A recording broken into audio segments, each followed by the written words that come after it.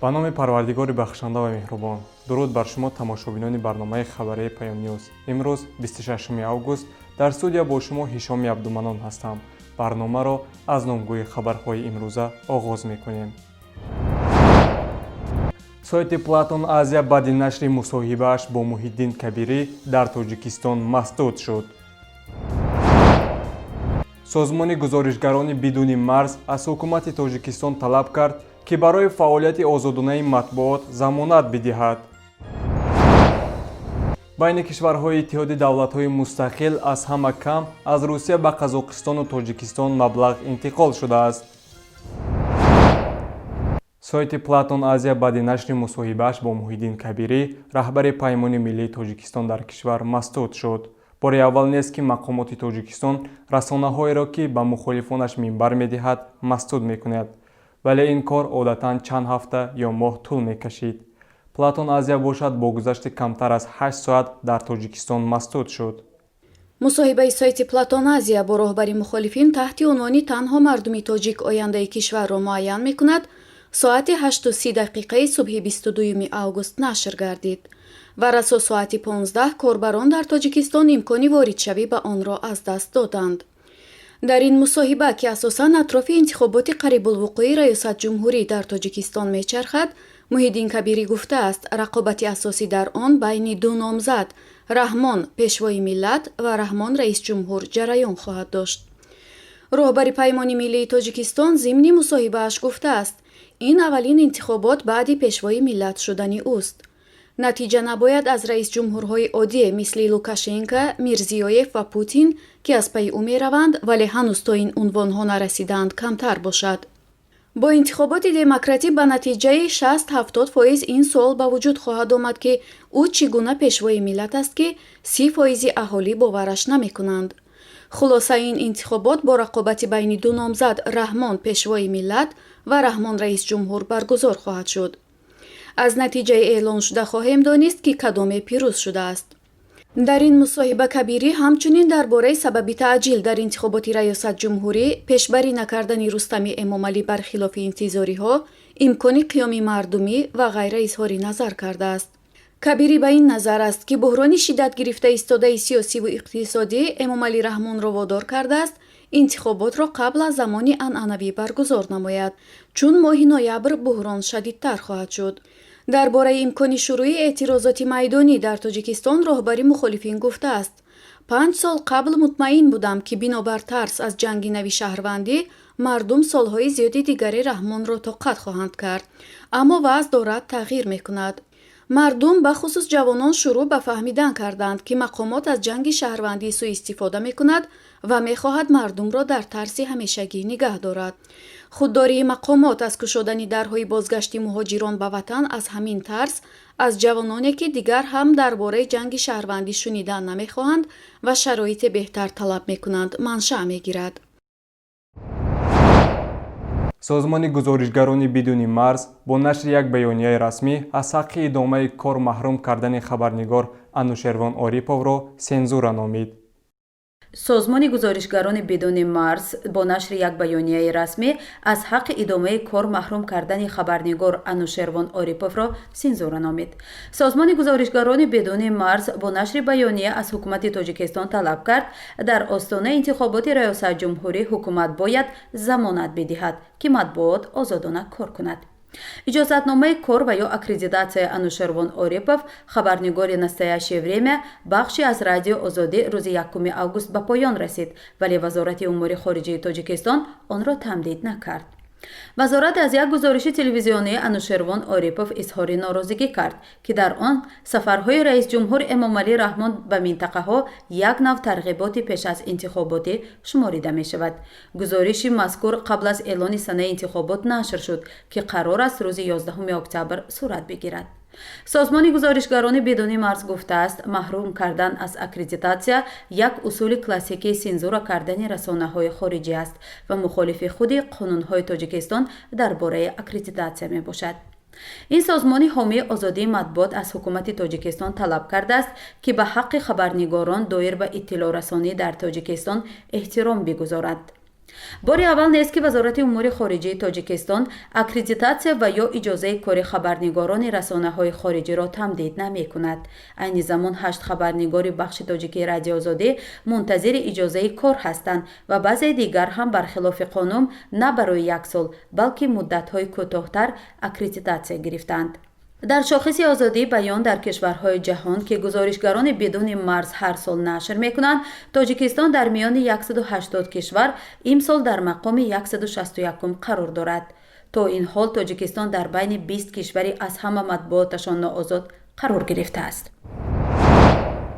байни кишварҳои иттиҳоди давлатҳои мустақил аз ҳама кам аз Русия ба Қазоқистону Тоҷикистон маблағ интиқол шудааст.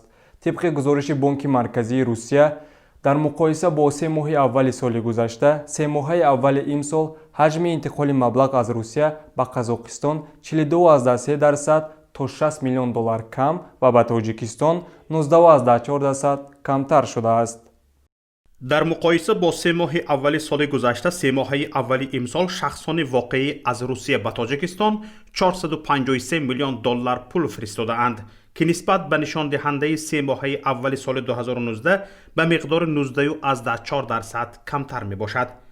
ҳаҷми интиқоли маблағ аз ҷониби шахсони воқеӣ аз Русия ба кишварҳои иттиҳоди давлатҳои мустақил дар 3 моҳаи аввали имсол ба сурати умум 8% то 2 миллиарду 690 миллион доллар коҳиш ёфтааст. дар сегонаи аввали кишварҳо Арманистон қарор дошта давоми 3 моҳи имсол аз Русия ба ин давлат 16,2% то 181 миллион доллар камтар маблағ ирсол шудааст.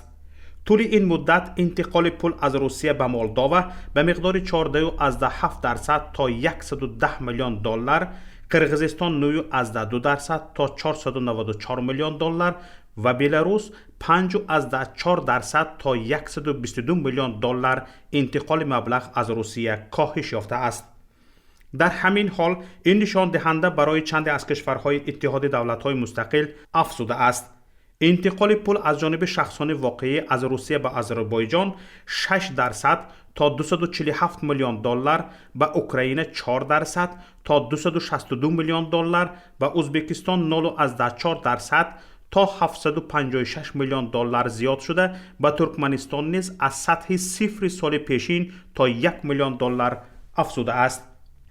дар ҳамин ҳол интиқоли пул аз ҷониби шахсони воқеӣ аз кишварҳои иттиҳоди давлатҳои мустақил ба Русия баръакс ба андозаи 4,6% то 497 миллион доллар афзудааст.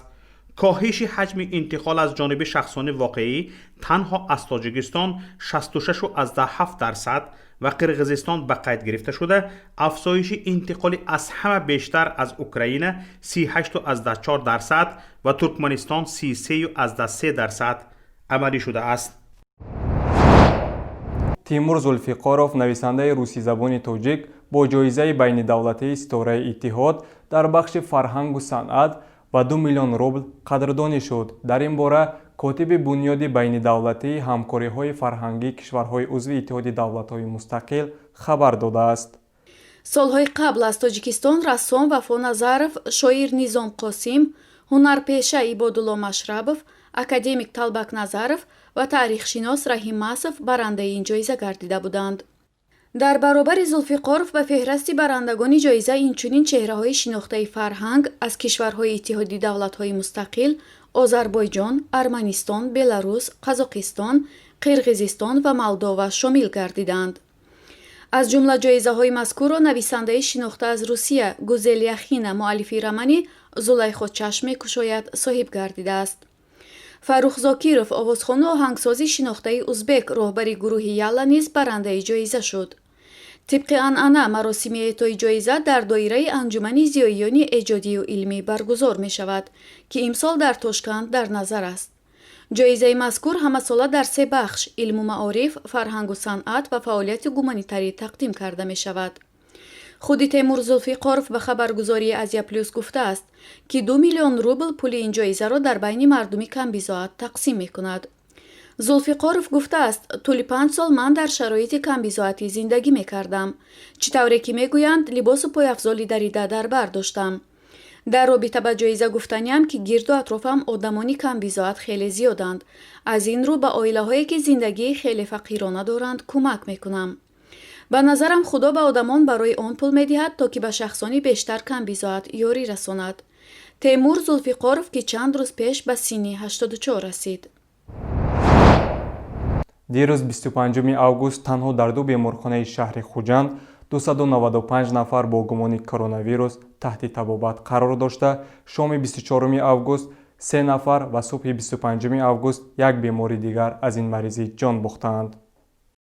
бино ба иттилои дарёфтӣ рӯзи 25 август шумораи беморони гумонбар ба коронавирус дар беморхонаи бемориҳои сироятии шаҳри Хуҷанд ба 110 нафар расидааст ва маъмурияти ин беморхона ба сабаби набудани ҷой қабули дигар беморон ба истиснои гирифторони коронавирусро муваққатан манъ кардааст.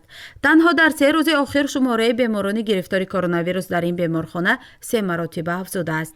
ҳамин тавр ба гуфтаи манбаи Сомонаи ахбор шумораи беморони гирифтори коронавирус дар беморхонаи клиникии вилояти Суғд рӯзи 25 август ба 185 нафар расид. танҳо дар 3 рӯзи охир шумори беморони гирифтори коронавирус дар ин ду беморхона 90 нафар афзудааст. рӯзи шанбе шумори чунин беморон дар ин ду муассиса 205 нафар буд. дар беморхонаи вилоятии Суғд шуъбаеро барои занони ҳомилаи гирифтори COVID-19 ҷудо карданд. дар ин ҷо 6 зани ҳомила бо вируси корона таҳти табобат қарор дошта, 2 нафари онҳо аллакай таваллуд карданд. инҷо барномаи хабарии Паёмнюз ба ниҳояти худ расид. барномаҳои дигари моро дар шабакаҳои иҷтимоӣ ва пойгоҳи Payom.net лутфан пайгирӣ кунед. ҳар хабару рӯйдодеро шоҳид шудед, лутфан ба рақами 49 15 16 46 15 947 тавассути паёмрасонҳои WhatsApp, Viber, имо ё Telegram фиристед. дар паноҳи Аллоҳ бимонед. бо умеди дидори бахайр дар рӯзи дигар. ассалому алайкум ва раҳматуллоҳи ва баракатуҳ.